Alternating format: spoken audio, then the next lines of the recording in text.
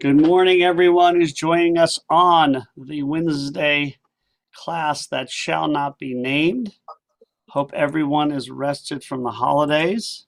Hope all those who fasted had an easy fast. Looking forward to studying today together. I'll be on the sidelines here. What? I'll be on the sidelines because we got Flossie here. Oh, So you'll see all in. I know last time, Ron, you were like the hand from the The Adams hand. family. We just saw the hand and nothing else.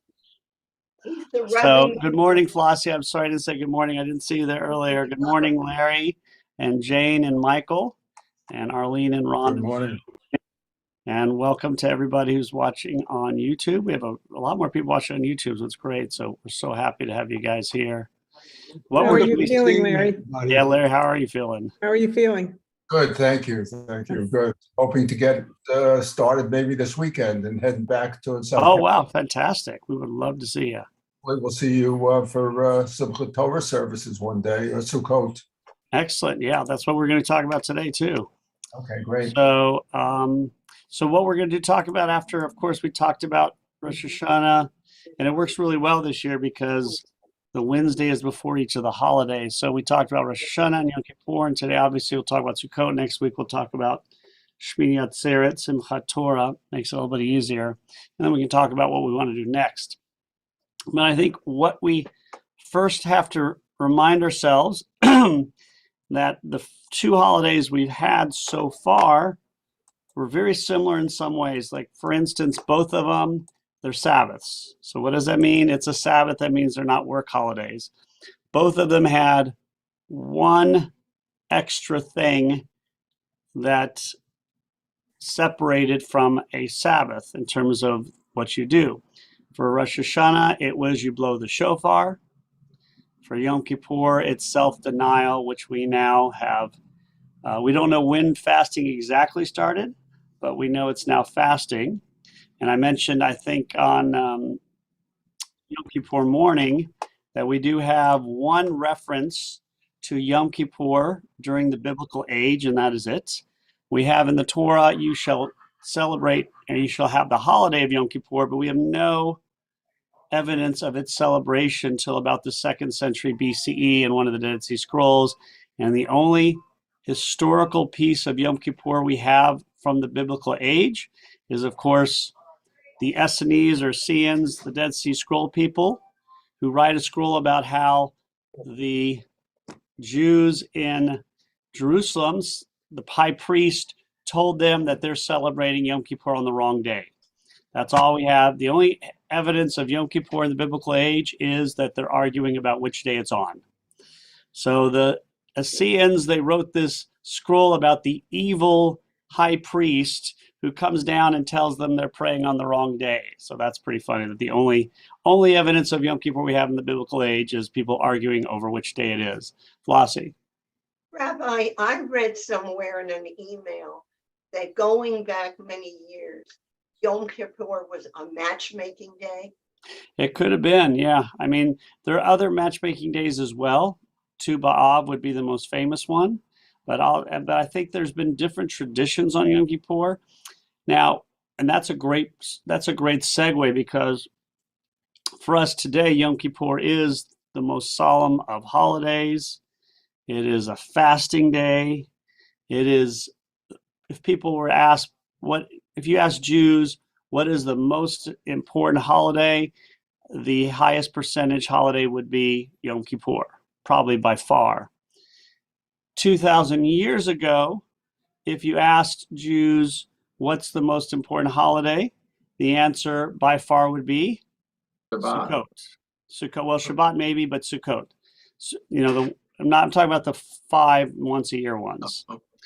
Yeah, so Sukkot 2,000 plus years ago would have been what we considered Yom Kippur today in terms of the celebrations, the awe, the importance, the gallantry. This is what Sukkot was, because in ancient times, Sukkot was the holiday of rain, because in Israel, there's only 2 seasons. They don't have winter, fall, summer, and whatever the other one is. They have rainy season and dry season, and that's it. The rainy season begins around late September. The dry season comes around April. Rainy season is for Sukkot. The dry season is the holiday of Passover. So obviously, if you get too much rain, you get flooding, and it's really dangerous and problematic. But praying for rain is still more important than praying for rain to stop. So rain to an agricultural community is essential, especially when you do not have a water source like they do in Egypt or they did in Babylon. When you don't have a consistent water source, then rain is basically life. And so Sukkot is the first of the pilgrimage, the first of the agricultural holidays, the festival. So Sukkot is the day you go to Jerusalem and make sacrifices and meet with people. That's not Yom Kippur. I mean, Yom Kippur is a solemn day, but Sukkot is the holiday where you go to Jerusalem and you make the sacrifices to God, thanking God for the rain. And this is really the most important holiday in the ancient world. It was probably not even close. And so we're going to talk a little bit about Sukkot. We also know there's a huge difference between Sukkot and Passover and all the other holidays on the Jewish calendar. And the difference, of course, is length. Not only are Sukkot and the Passover the most important in ancient world, they are much longer than the other holidays. They're at least a week, depending. Sukkot can be up to 9 days, some would say, and Passover up to 8. So whereas Rosh Hashanah is 2 in the more traditional world, Yom Kippur is 1, Shavuos is 2. So these two holidays, you can tell just by length, are essential. In fact, and we'll mention this before, Hanukkah is based upon Sukkot. So what happened with the Hanukkah story is, when is Hanukkah? Hanukkah is in December on our calendar. When is Sukkot? Sukkot is in October, September. So when the Jews led by Judah Maccabee took back the temple, the first thing they wanted to do was celebrate Sukkot, the most important holiday, but they missed it because Sukkot, so they did a one-time celebration of Sukkot that eventually evolved into Hanukkah. So Hanukkah began as Sukkot. We missed Sukkot. We're going to celebrate Sukkot late this year, and eventually evolved into a separate holiday altogether. So that's how important Sukkot is. So when they took back the temple, the first thing they said was, we need to celebrate Sukkot. Even though we missed it, we got to celebrate it. So let's look in the text and see a little bit about the holiday.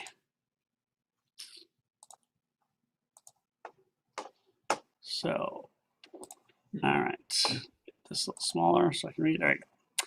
So this is the passage in Deuteronomy, and below that, the passage in Leviticus. Let's do Leviticus first. Who would like to read where it says Leviticus? And I need to make it bigger. I can as well. Okay. Thanks, Ron. Albeit on the 15th day of the 7th month, when you have gathered in the fruits of the land, you shall keep the feast of the eternal 7 days. On the first day it shall be a solemn rest, and on the 8th day it shall be a solemn rest. And you shall take you on the first day the fruit of goodly trees, branches of palm trees, and boughs of thick trees, and willows of the brook. And you shall rejoice before the eternal your God 7 days. And you shall keep it a feast unto the eternal 7 days in the year. It is a statute forever in your generations. You shall keep it in the 7th month. You shall dwell in booths 7 days. All that are homeborn in Israel shall dwell in booths, that your generations may know that I made the children of Israel to dwell in booths, and I brought them out of the land of Egypt. I am the eternal your God. And Moses declared unto the children of Israel the appointed seasons of God. Thank you, Ron. Now, right away, we see, even in these 6 verses, a huge difference between Rosh Hashanah and Yom Kippur. Rosh Hashanah basically says it's a Sabbath, gives the date, and it says you blow the horn. So the only difference between Rosh Hashanah and the Sabbath is it's a one-time holiday, you blow the horn. Yom Kippur, it's one day. What's the self-denial? It's the only difference. Self-denial, one day. You come to Sukkot, and it starts off by saying on the 15th day of the 7th month, so it gives, but then it's 7 days. The first day is a rest day, and then the 8th day, so there's another additional day, is a rest day. You're going to take the trees, palms, and all of these different types of items. You're going to rejoice. You're going to dwell in booths for 7 days.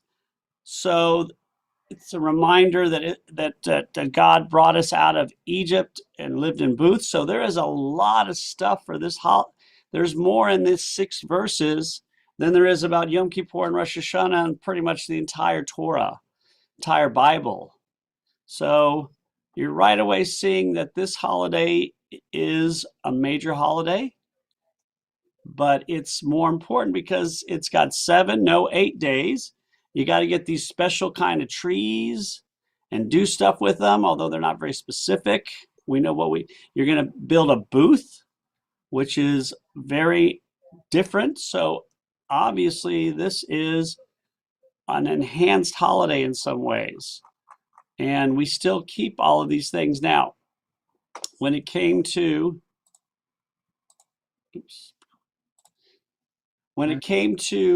the trees, what have we decided to do with those trees?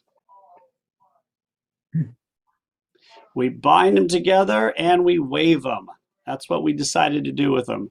Who came up with that? I do not know, but that's what we end up doing. We wave them in all the directions. That sounds like Palm Sunday. Exactly. That is where it comes from. Michael. Yeah, there's a phrase in there that all homeborn Israelis, I don't remember if you flip it up, it was the 3rd sentence. And what does that mean by homeborn or whatever those 2 or 3 words? What does that mean? I mean, you can interpret it so many different ways. Yes, and that is a lot of different ways. All homeborn in Israel shall dwell in booths. Now, does that mean everyone who's born in Israel has to dwell in booths? And that everyone else? So I think it has a lot to do with the fact that this holiday is both for the past and the present. Because it says you shall dwell in booths, but when they're speaking about this, they're speaking to people who have just left Egypt. They're making sure that people say that this is also for the future. That anybody, it's not just for the people who left Egypt, it's for the people who are going to be born in Israel in the future. Because they've just left Egypt. Larry. Could you put that slide back on that had the for the Vayikra? 1 second. Leviticus. Yeah. Now, just one question. Maybe this is a side issue. Vayikra, isn't that also a Torah portion in Genesis? No. Vayikra, every book in the Bible, the first Torah portion of that book is named after the book. So like Genesis is called Bereshit. The first portion of Bereshit is called Bereshit.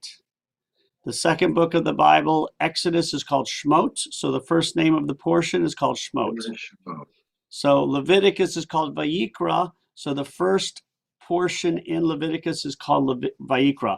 This is not the first portion of Vayikra. They just put Vayikra there to tell you that's what the name of Leviticus is in Hebrew. Oh, okay. There are portions that sound close to it in Genesis, That's what I thought. Maybe. Yeah, there's a couple that sound very close to that, but it's not the same thing. Yeah, but Okay. Now, this one, it says on the 15th day of the 7th month, which is pretty precise, you know, you have gathered in the fruits of the land. Does that imply that after that, you're not supposed to gather in anything, or you're supposed to stop the harvest? Or, I mean, obviously, they must have recognized, you know, there are some discrepancies in the harvest time. No, they were harvesting both at this time of year, at Passover and Shavuot. So they're harvesting different things at different times. And so, but their planting and harvesting cycle is based upon what we're seeing here. Now, how exactly would they plant when? I've always forget about that because I'm not a farmer. But knowing that rain is coming, you plant everything waiting for the rain. When Passover comes, you plant and you harvest according to knowing the rain's not here. And Shavuos, knowing the summer's coming, you plant and harvest knowing that there's going to be no rain. So the plants that don't need rain go in and those are harvested. So I need to really look up what is harvested when. We can ask my wife. She's a gardener. I barely can spell garden. So that's not one of the things I'm good at. But yes, the entire cycle of harvest. Excuse me, guys. Bob's around. I think he's around here somewhere. Yeah. Good morning, Alan. So, another question. Sorry, go ahead, Larry. Yeah, I'm sorry to interrupt. One other question about this is, if you were, let's say, an Orthodox or a very Orthodox Jew and living in Israel, where all of the commandments apply, is this a commandment now? Would this be one of the 613 that they would abide by? But we're exempt from it because we don't live in Israel, right? Now that is an excellent question. So this is where the homebound thing comes in debate. Are we exempt living outside Israel? That is a debate that will come later, and the answer is no, we are not exempt. There's a belief that once time goes by, you are not exempt from any of the commandments because you're not living in Israel. The only commandments we're really exempt for are the ones that have to do with the temple. Like we're exempt from the temple commandments because there's no temple. But we are not exempt from any of the commandments, even if we live outside Israel. There may be a difference that in outside Israel, you add an extra day. But in terms of booths, that is still an expectation. It's still, now the rules have become, of course, more nuanced. And we'll talk about that in a second. Basically, it says you're going to build this booth, and that's what you're going to do. Exactly what you do with the booth, that is going to come later with rules, but we are not exempt by any of them. So if you don't build one, then just eat, some would say you just eat in one, or you just stand in one and say the prayer. These are things you're not, because not everybody's capable of building one, as we know, and not everybody's living in a place where you have the ability to build one. If you're living in an apartment complex, you may not be allowed to build one. So, but you are required to fulfill the rules, which would be eating in one, praying in one, and so forth, shaking the lulav and etrog. So these are all commandments that are required religiously. Now, when it comes to the booths, there is a lot of open debate because it's not real specific here. And the Bible's not always real specific. It says you will build a booth and you shall dwell in the booth. But what does that mean? That is a very broad statement. Does it mean you have to live in the booth 24/7? Does it mean dwell can mean you just go eat in it? What does the booth look like? How long does it stay up? When do you build it? How big it is? These are all things that come later. So you'll see in some places that obviously they build these second houses and people actually live in those houses. They've got their TV in there, they got electricity, they're cooking in there. Some of us just put up the poles and make sure it's covered on 3 sides, and then we put the shchak so we can see up, into the heavens. Some people only go in to eat, some people go in to say the prayers, some people build one at their house, some people go to somebody else's house. So there's a lot of different opportunities to create traditions. My tradition in my house is very simple. My wife builds the sukkah and I compliment her on her job of doing it. That's a ancient tradition that It's goes so back good, Rabbi. a long way. It's a Haas man, it's a Haas guy tradition going way back. Larry. Rabbi, I'm just going to say that one of the traditions nowadays seems to be for most synagogues to go to the internet and buy a sukkah from a Yes. Yes. prefab, which is, bolt piece A to piece B, and you buy it, and generally they're from an Orthodox Yep. building. That's exactly right. That's the one I have in my house. Where do we get our sukkah? Well, we have a very expensive sukkah that we bought. We updated it about 8 years ago, and it's really intense to put it up, and it's hard to find people to put up. So what we did a couple years ago is we now use the Food Fest tents, and we put 3 of them up, and then we put the thing around it. So that makes it a lot easier on the staff, and we don't have to do all of this really, because we got one that was really intense. And that's what we do now. In my house, I have one of the prefab ones. Now, again, what happens is rules are created for the size and all these things. For the walls, generally you have to have 3 space. Oh, sorry, we had questions. Ron and then Genevieve. no, I don't have a question, but what I want to comment, you have to give yourself more credit, especially with gardening. If That's you right. remember, that's how you met your wife. I know. I give myself a lot of credit for my sukkah. I married my wife. No, I'm talking about the garden Oh, yes, I met her at a garden. Yeah, that she asked Carol Greenberg, who's that in the garden? that's right. I was only at the garden to give the invocation. I wasn't there to garden. And I love the outdoors, but I'm allergic to all the bugs in Savannah. So that's why I just don't go outdoors very often. Right. Yes, but she's also the garden educator now at the JA. Oh, okay. Genevieve. This is probably a silly question, but No silly where do question. you go buy palm leaves? If you Where do you don't go have where? palm leaves on your property, Yes, buy palm leaves. that is a great question because it is very, depending where you live, the schach does not have to be the palm leaves. The palm leaves are the thing the lulav and etrog that you shake. So what you do is you order those online. We get ours, the AA synagogue, the conservative synagogue buys some and we get it from them. What you put on the top of the sukkah itself, it can be palm leaves, but it doesn't have to be. So it just has to be some sort of covering where you can see the sky. We get ours from Debbie Owen's house, who's our finance director, and she cuts them up and gives them to us. But that's a great question because as we see, it does say the palm. And so you have to figure out, what are you doing with the palm? What are you doing with the willow? What are you doing with the goodly trees? And what we decided is we wrap them up and we shake them in all directions. That became the tradition for us. And so we still do that today, and we still build our sukkahs, and some just build it differently. Some people will live in the sukkah. Flossie. Where did the esrog come from? That's a good question. So for those of you who remember, I'll put this up here 1 second. I'll do it in a second. And the etrog or esrog, now the reason some call it etrog, some call it esrog, is because there's a Hebrew letter that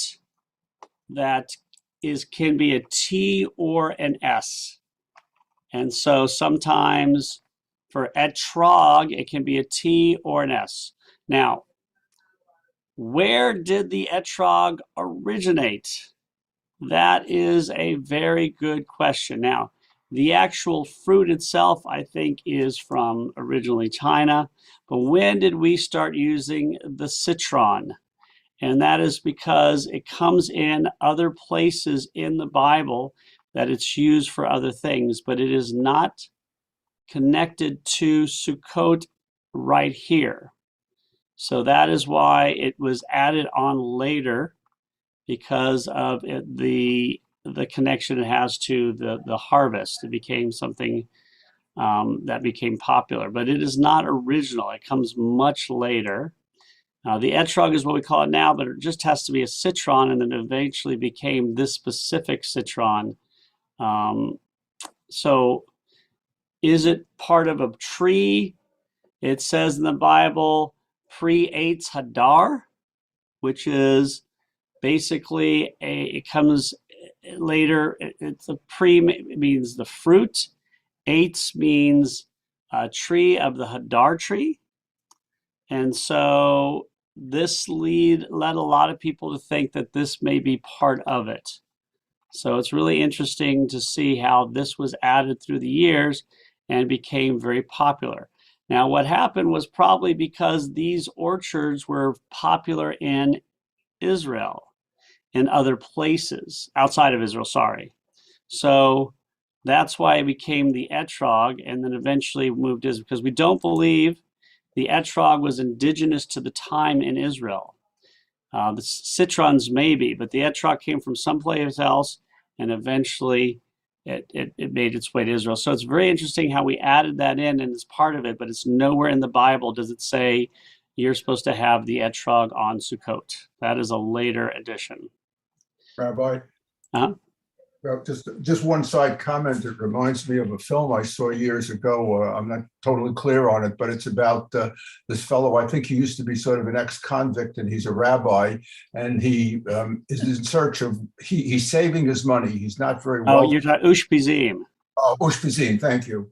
And it's a beautiful film about trying the search for the perfect etrog. And I think he's robbed of some of the money by convicts that he invites into his house and stuff, but it would be really worthwhile seeing again. And the cost of etrogs apparently varies all over the place depending on the quality of the etrog. Where do we get ours? We get ours from AA. They probably get theirs from Israel. I mean, the etrog, I mean, it basically probably comes from a passage in Psalms that we use it, but we get, I don't know where they get it in Israel because they do it. Perfect. And, what makes it, so special? Is it, Right. Is it the texture, the color? Is it? Yeah, it's a little bit of everything. And that's a great movie because it also speaks about the lunacy that you can go to the lengths. So this is a movie about a poor Orthodox Jew in Israel. And there's a tradition that the head rabbis have extra money, and they kind of pick people and they give extra money to. So they have some extra money, they give this guy like $1,000. And so what does this poor guy use the $1,000 for? Buying it broke. He uses it all. There was some stolen, but all the money is used on buying the perfect etrog when he could have used it for like feeding his family. Yeah, exactly. So it's kind of the ridiculous nature of people who go far beyond what they're supposed to do. There's nothing wrong with having the perfect etrog. It's called Ushpizim. I'm putting it in Ushpizim. It's a great film. It's hilarious. It's a dark comedy.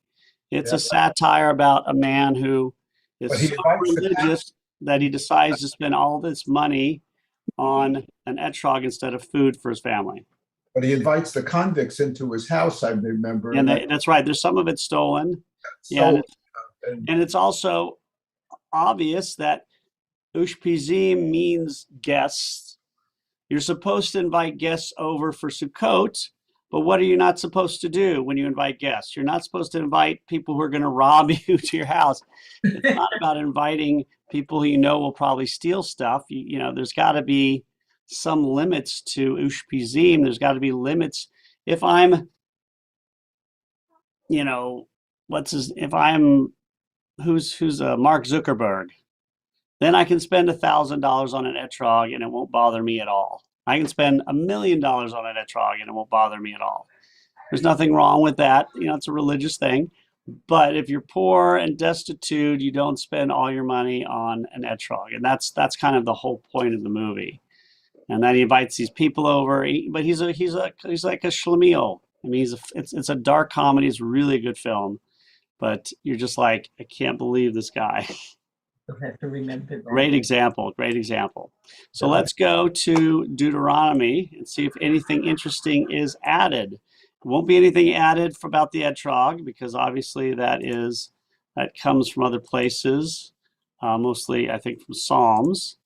But let's read this next part here. Oops, that's not what I wanted.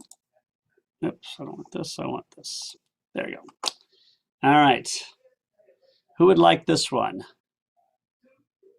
See if there's anything extra. Anybody want to read this?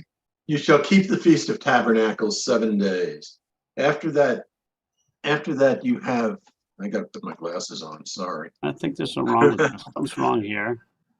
After that you have gathered in from, There's something wrong with I'm this. sorry. Something wrong with my computer because it has like H's cut out. Okay. Yeah. And from thy threshing floor and from thy wine press. And you shall rejoice in your feast, you and your son and your daughter, and your manservant, and your maidservant, and the Levite, and the stranger, and the fatherless, and the widow that are within your gates. 7 days you shall keep a feast unto the eternal your God, in place which God shall choose, because the eternal your God shall bless you in all your increase, and in all the work of your hands, and you shall be altogether joyful. 3 times in a year shall all your males appear before the eternal your God, in the place which God shall choose, on the feast of unleavened bread, on the feast of weeks, and on the feast of tabernacles. And they shall not appear before the eternal empty. Every man shall give as he is able, according to the blessing of the Lord your God, which God has given you. Okay, so as you can see the second one, and we have even more stuff added. So whereas Yom Kippur and Rosh Hashanah really don't have that much more added when it's mentioned later, this one you've got more. It's now called the Feast of Tabernacles. There's something to do with a threshing floor and wine press. You're going to have special feasts that everybody's invited to, apparently. It's going to be a 7-day feast. And you're going to, which we already knew, but we knew it was a feast. 3 times a year, you're going to do what? Have a Appear festival. before the eternal your God in the place which God shall choose. What does that place become? The holy temple. It was first the tabernacle, and then it becomes the holy temple. It is a feast of unleavened bread. And so on the feast of unleavened bread, on the feast of weeks, they shall not appear before sorry. Does everybody see this part here? Let me just get to this. On the feast of, there it is, okay. Feast of unleavened bread, 1. Feast of weeks, 2. Feast of tabernacles, 3. You shall not appear before the Lord empty-handed. What are they talking about here? There are 3 holidays. You're not supposed to appear empty-handed. What does it mean? Bring a sacrifice. Sacrifice, that's right. So they're preparing for the sacrificial cult. That's some kind of it. And these are the holidays that are for this cult. Or for, if you're going to make a trip to Jerusalem where the temple is, you're going to donate something or sacrifice. Why are you sacrificing at these times a year? What's so important? You want the harvest to be good. We're still in that mode of blessing God for God giving us good harvest. So we're still in this ancient mode connection. So that's why you go for these 3 times a year as opposed to Rosh Hashanah and Yom Kippur, because these are harvest holidays. So It's interesting in terms of the calendar, because it starts off with Pesach, Nisan, first month, and then it moves on, and then it moves on to the 7th month. And, that's always been an issue, or a question, I should say, as to, when was the earth created? And this kind of has the sequence. yeah, again, for us, is in living in the modern world, we're accustomed to one new year. January 1st is the new year. That's how it is. But in the Jewish calendar, there's multiple new years. The two main ones are the new year that starts the cycle of the year, and the one on Rosh Hashanah that celebrates the birthday of the world. And so that's how they created the calendar. The reason is probably because they're basing the calendar on another group's calendar. I mean, our calendar, we do not have access to the biblical calendar. We do not know how the biblical calendar worked. I mean, there are, experts and archaeologists who have theories but we don't have, for instance, the name of the months, or we know they used a lunar calendar during the biblical age, but we don't know anything else. The calendar we have today is based upon the Babylonian calendar we borrowed.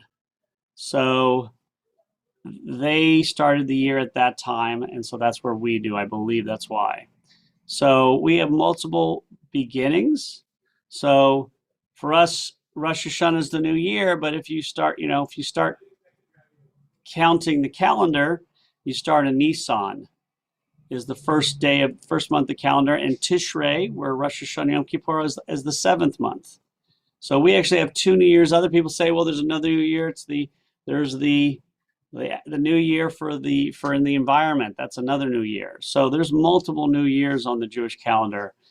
And the only reason there's anything wrong with it is because in the modern Western culture, we're used to having one. Flossie. What animals do they sacrifice? That's a great question. There are specific animals you sacrifice, but again, they sacrifice any kosher animals. So it could be goats, it could be sheep, some forms of deer if they could catch it without harming it. But for every sacrifice, there's levels, and it doesn't matter. If you can't afford a goat, you sacrifice a dove. If you can't afford a dove, you sacrifice grain. So it's basically you sacrifice what you can afford to sacrifice. Sometimes fruits. So it really depends on how much you're worth and what you can afford. Thank you. But what you do, you don't bring your goat from, if you live 2 days by cart, you don't bring your goat with you to sacrifice necessarily. What do? You bring cash. And then when you get to Jerusalem, you buy a goat, or you buy a dove, or you buy grain. You're not schlepping these things all over the place. That just doesn't make sense. That's why all the markets and all the things grew up outside the temple, because they're selling all this stuff for you to sacrifice, and they're selling food to eat, and they're selling everything else. Larry. On Yom Kippur or Rosh Hashanah, I forget which it was. We saw your service and several other services had the internet has become a great opportunity for surfing and for the YouTube. And one of the rabbis, I think from Central Synagogue, talked just about how different Yom Kippur was at the time of the temple, where it would have smelled of all of these odors, sacrifices that people were bringing, and it would have been a very steamy kind of place that the ancestors would not have recognized what we consider Yom Kippur today. Not at all. Again, when you have a sacrificial system in place, it's going to smell. It's just you've got the smell of animals with the blood, you got the smell of the innards, and then you got the smell of you're burning them, then you got the smell of the grain, you got the smell of the birds, so with feathers everywhere, they're splattering blood, they splatter blood. Plus you got the market outside with all the different spices. You think about the markets you see in India or Morocco, the Casbah. So it's all, but you also have to remember, we get used to it. Like, it would not have bothered them because you get used to the smell. I know I used to teach in Houston near the ship channels, which smelled horribly. Even to me, I don't have a great sense of smell. You go over the bridge and you can smell it. But while I'm teaching there, I never smelled it. I'd go home. But then after coming back from a 2-week break during the winter, then you smell it the first 2 days, or coming back after the summer. So our bodies get used to it. So it would not have bothered them. And I once read that the human human beings get used to a smell within 3 minutes. Oh, 3 minutes. Wow. And then, you just, kind of immune to, Yeah. to what it really smells like. I don't know Yeah. if that's true, but seems Well, like it would have to be because, I mean, there are certain smells that are dangerous, obviously, but beyond that, they had, I mean, the priests really, remember, the priests are basically doing this all day. The ones who, so they're cutting stuff all day. It's kind of like a butcher. I think of the movie, anybody seen the movie Crossing Delancey? Oh, yeah. Great movie. It's about this Oh, man. Jewish woman who's like an editor and is in the high fluence society, and she's dating a guy who makes pickles. And so he has to put vanilla on his hands every day after work because he sticks them in the pickle barrel. And so you do what you got to do. Genevieve. Genevieve, do you have a question? Sorry, I took a No worries. second. You guys probably have better you guys just explained it better, but I was originally thinking maybe that's where the incense started coming in. That's The 100% burning of the true. incense in the temple. That is 100% true. The burning of the incense very much was due to that, I think. It was to keep the smell, because certain things can be problematic, dead bodies. That could be dangerous in some ways, or it could be offsetting for people who are just coming in for a short time and then leaving. So that's why they have incense. Yeah, I am not pro sacrificial system. I'm pretty much glad we got rid of it, quite frankly. I'm not a vegetarian or anything, but I don't want to kill animals to sacrifice to God. I think that has run its course. So let's go to. Just one other Oh, comment. sure. Sorry, Larry. Just to finish the sermon that this rabbi gave, she probably was right in line with what you're thinking. Is she says that, with the destruction of the temple, it led to the fact that the sacrifices were no longer, the main object, and that they had to be replaced. And the rabbis at the time then replaced it with the idea of kindness and giving and tzedakah and other kinds of things. And that was her main message, that we've evolved from, this kind of a sacrificial system into a more rational, liberal kind of system. Yeah, and I mean, that's exactly what happened, basically. And the sacrificial system was already under attack before that. I mean, you have 100, 200 years, people have been complaining about it and saying, this is not ridiculous. We shouldn't be doing this anymore. So the Romans destroyed the temple. So they kind of ended the debate, but it was already a debate by that time. Flossie. Rabbi, that was my question. How was it through fire? How was the temple destroyed? It was through the Romans burnt it. Both times. The first time the Romans burnt it, the time before that, the Babylonians did it. Yeah. And with becoming a priest, a Kohanim, you had to be born into that, correct? You did. Now that's a great question too, because the priests are supposedly the descendants of Aaron, but Aaron does not have one child, and that child doesn't have one child, and that doesn't have one child. So the branches after 1,000 years are pretty broad. So there's a lot of priests, not like, and I mean, way more Levites, way more Israelites, but there's not like one priestly family. There's tons of them. So the priestly family that is at the temple are the ones that are in power. And the priests that are working at the temple from that family are the ones they like the most. So, think about everybody in my family is in a family business. We all, my great-great-great-grandfather started a manufacturing plant. We're all in this big business. However, Michael is the heir apparent. So he is the one running it because he is the most capable or because he's the favorite for whatever reason. And he's buddies with Larry and he's buddies with Lou. And so those guys got the primo jobs. Well, I and Michael don't get along. We had rifts when we were younger. So I am not part of the temple cult. He has me as a traveling priest. I have to go out to the middle of nowhere and promote. And then there's another cousin, my brother, who he actually hates and doesn't give him a job at all. So he's a priest without a job as a priest.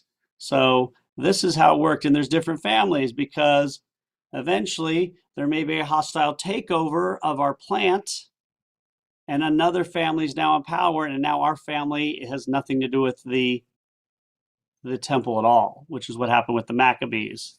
What ages did they usually start to do? You can start really young. Again, basically you start in your teens. Now, one of the really interesting things about the priesthood was there was retirement. It's the only profession, I believe, biblically in which they speak of retirement. So at a certain age, you are deemed unable to continue. And that is a rare thing because obviously in ancient world, most people didn't retire. You just worked till you died or until you were incapable of working anymore. But there was some sort of retirement age for priests. But again, when we say priest, it's like saying, 150 years ago, my great-great-great-grandfather was a rabbi. That doesn't mean they were a big deal or even had a job. My great-great-grandfather was a priest during the time of the Second Temple. Doesn't mean they had a job or they worked or they were rich or they worked with it doesn't mean anything at all. They could have been on the outs. They could have been on the ends. So there's a lot of different options.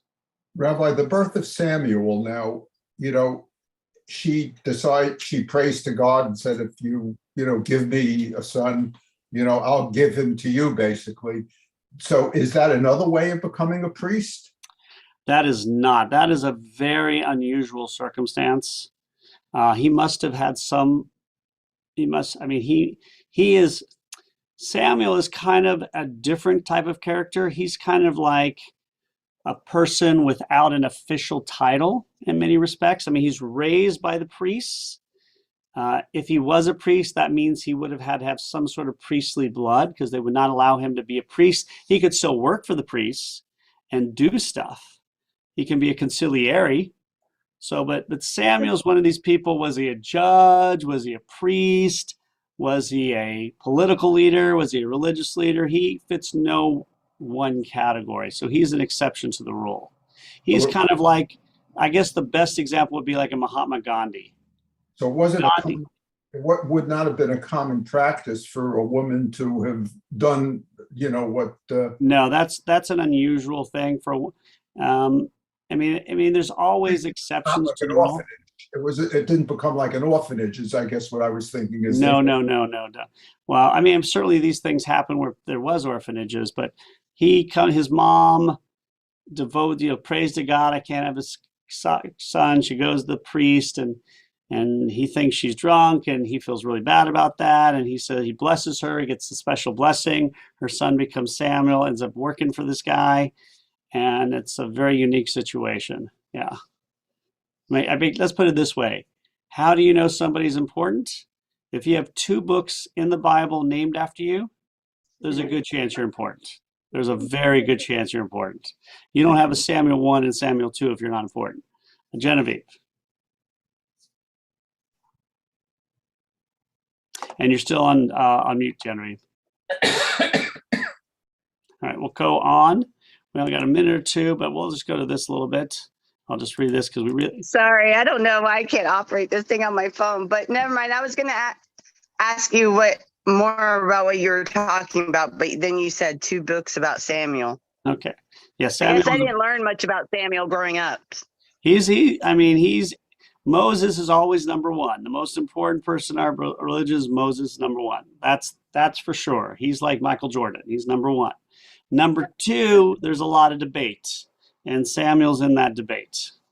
So let's read this part here. From the Talmud, we read, our rabbis taught during the entire 7 days of the festival of Sukkot, a person must make his sukkah his permanent main dwelling in his house, temporary, secondary. How is this done? If he possesses beautiful vessels, he should bring them into the sukkah. If he possesses fine cushions, he should bring them to the sukkah. He should eat and drink, relax in the sukkah. What is the source of the ruling? It's based upon the teaching of our rabbis who explain, you shall dwell in the sukkah. Implies you should be in the manner of how you dwell in the house. So when it came to that verse that somebody asked about, dwell, in the Talmud it says you dwell in the sukkah, which would of course eliminate the idea that there's no roof. because Sukkot is the rainy season. So you're praying for rain. So if you're going to live in it, obviously you have to have some sort of roof. So there's a sukkahs you live in where you bring in your TV, you bring your fine china, and there's a sukkahs you make where you just do the ceremonial stuff, and you have the options of those. Or for me, if I actually made my own sukkah to live in, it probably would be leaking the whole time. So it would be both, actually, inadvertently. That was a joke. All right. Any other thoughts or questions? Rabbi, I have one Ron. comment. I have one comment from Michael. I visited the stockyards in Fort Worth, Texas, and believe me, it takes more than 3 minutes to get used to this. That's a fun place, though. It Larry. is. It really was wonderful. Rabbi, first of all, I want to thank you for sending out your Rosh Hashanah second day comments, and Oh, my pleasure. I read them, as I was having some of the chemotherapy. I had a lot of time, so I read them more carefully. There's a lot of things that I think can be discussed. I was wondering if you want to do a separate session on that. Yeah, we could definitely do that. We could do the history of the next world. Detail, but also if, and as I mentioned on Yom Kippur and Rosh Hashanah, or even the days afterwards, I started watching many of the sermons that other rabbis have given, and there were some wonderful sermons that we had seen as well. And I'm wondering if we could pick out a few of those and send out the links and maybe discuss some of the ideas and thoughts from some of the other sermons, because I think they had magnificent messages. Well, I mean, according to our belief system here at Mikveh Israel, nobody else has wonderful sermons, so that probably will not be able to do that. But we'll make exceptions for you, Larry, for yours. Yeah. Just at the top, I didn't have a sermon. Yeah. And the third thing is, I'm continually fascinated with artificial intelligence and truth, and which is being blurred and stuff like that. And Great idea. Recently, I've come across a couple of movies that I think were wonderful. And I was wondering if we could show, or I could even give a short synopsis maybe of a couple of the movies. One is a Norwegian film called The Hunt, and the second one is Dear Evan Hansen. And the subject would be truth in the Torah. And I wonder what the Torah and some of the Midrash say about truth. I was always fascinated by, I don't know if it's from Isaiah, but where it says, for peace, there can be no truth, and for truth, there can be no peace, or something of that nature, that somehow you've always got to kind of mitigate your story. And I was wondering if, we could talk about that one time. Great subject matter. Yeah, well, let's talk about it next week, because we'll do Simchat Torah Shmini Atzeret next week, and then we can talk about what we're going to do for the future. Okay, great. Yeah, and just remember, this weekend we do have Sukkot services. Next weekend we'll have Simchat Torah services, and the food festival is coming up. All right, so hopefully you guys will all be able to come and join us, either volunteer or just come for fun. Flossie. Rabbi, I don't have a printer. Could you snail mail me the second day Rosh Hashanah notes? Sure. I'll Okay. make sure I make a note of that. Also, I heard I missed a wonderful Yitzhak service. If you could mail me, you read some beautiful readings from it. Oh yeah, we can do that. I can send you the book of remembrance, so I can send that to you right away. That's easy. Okay, Just but write it down. snail mail, not email. Send mail. So you want second day sermon? I'd like to snap it.